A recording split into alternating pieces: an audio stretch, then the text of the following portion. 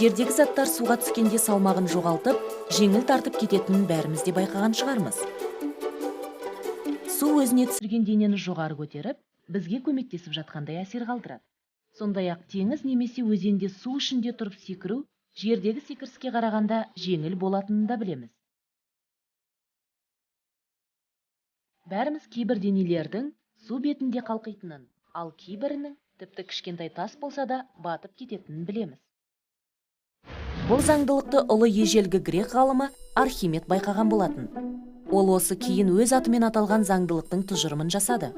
Аңыз бойынша бірде Архимедке Сиракус патшасы екінші Герон келіп, өз тәжінің таза алтыннан жасалмағандығын анықтап беруді сұрайды. Ол зергердің өзіне берілген материалдың барлығын қолданғанына күдік келтіріп, алдауға түстім деп ойлайтын. Әрине, тәжді өлшеу еш қиындық тудырмайтын еді. Математик оның көлемін анықтап, соның көмегімен тығыздығын біліп, таза алтын ба жоқ әлде қоспа қосылған ба білу керек болатын. Бірақ бұрыс пішінді заттың көлемін қалай анықтауға болады? Ғалым тәждің көлемін қалай анықтау керектігі жөнінде ұзақ ойланады. Тәжді қайта балқыталмайтын тағы анық. Ойлана жүріп ваннаға түседі де, өз салмағымен судың көтерілгенін байқайды. Архимед Эврика деп айғайлайды. Бұл оны толғандырып жүрген мәселенің шешімі болатын.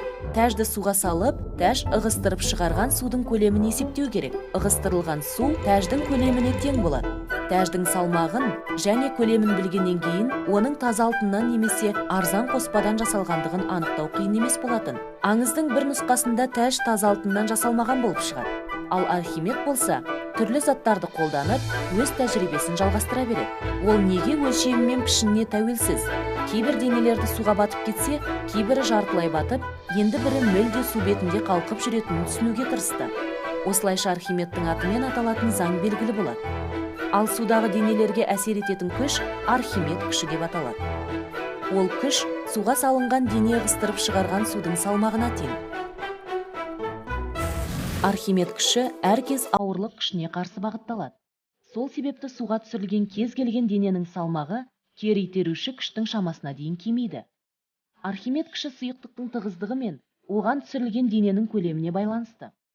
Ал ауырлық күші дененің салмағына, ал салмақ дененің тығыздығына байланысты.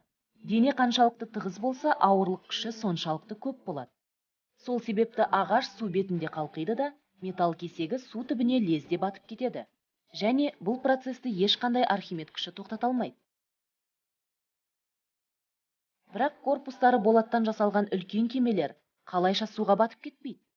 Мұның себебі кеме ығыстырып шығаратын судың көлемі болаттың көлеміне ғана емес. Сондай-ақ ватер сызықтан төмен орналасқан трюмдердегі ауаның көлеміне де тең болуында. Егер біз қаптама тығыздығы мен ауаның тығыздығын кемітер болсақ, онда ол судан төмен болып шығады. Сондықтан да кеме суға батпайды. Айтпақшы, Архимед заңының арқасында су түбіндегі қомақты заттарды көтеруге байланысты есептерде шығарылады.